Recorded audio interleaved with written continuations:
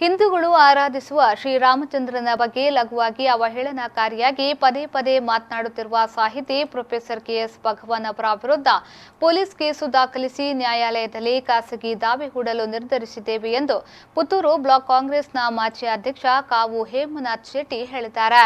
ಪುತ್ತೂರಿನಲ್ಲಿ ಸುದ್ದಿಗೋಷ್ಠಿ ನಡೆಸಿ ಮಾತನಾಡಿದ ಅವರು, ಹಿಂದೂ ಮುಸ್ಲಿಂ ಸೇರಿದಂತೆ ಯಾವುದೇ ಧರ್ಮದ ಶ್ರದ್ಧಾ ಕೇಂದ್ರಗಳು ದೇವರು ಪ್ರವಾದಿಗಳನ್ನ ಅವಹೇಳನ ಮಾಡುವುದು ಸಮಾಜದ ಶಾಂತಿಗೆಡಿಸುವ ದುರುದ್ದೇಶ ಹೊಂದಿದೆ. ಇಂಥವರ ವಿರುದ್ಧ ಕಾನೂನು ಕ್ರಮ ಕೈಗೊಳ್ಳಬೇಕು. ಕೋಟ್ಯಾಂತರ ಹಿಂದೂಗಳು ನಂಬುವ ಶ್ರೀರಾಮನ ಬಗ್ಗೆ ಪದೇ ಪದೇ ಹಗುರವಾಗಿ ಮಾತನಾಡುವುದು ಸರಿಯಲ್ಲ. ಶ್ರೀರಾಮ ಯಾವುದೇ ಒಂದು ಪಕ್ಷದವರ ಸೊತ್ತಲ್ಲ. ಆತ ಇಡೀ ಭಾರತೀಯರ ಪ್ರತಿನಿಧಿ.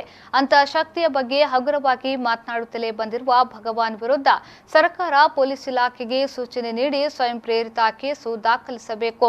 ಕಾನೂನು ಚೌಕಟ್ಟಿನ ಒಳಗಡೆ ಅವರನ್ನ ತರಬೇಕು. ಜಾತ್ಯತೀತ ಸಿದ್ಧಾಂತದಲ್ಲಿ ನಂಬಿಕೆ ಇಟ್ಟಿರುವ ನಾವು ಎಲ್ಲ ಧರ್ಮಗಳನ್ನ ಗೌರವಿಸುತ್ತಾ ಈ ನಿರ್ಧಾರಕ್ಕೆ ಬಂದಿದ್ದೇವೆ ಎಂದು ಹೇಳಿದ್ರು.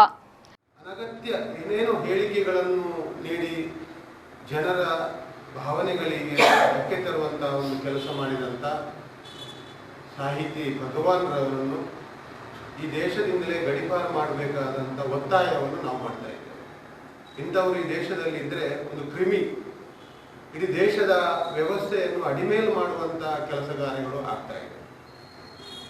ನಮ್ಮಿಲ್ಲಿ ಒತ್ತಾಯ ಒಂದು ಕಡೆಯಲ್ಲಿ ಆ ವಿಚಾರವಾಗಿ ನಾವು ಹೇಳುವಂಥದ್ದು, ಸರ್ಕಾರ ಇದರ ಬಗ್ಗೆ ಗಂಭೀರವಾಗಿ ಪರಿಗಣಿಸಿದೆ.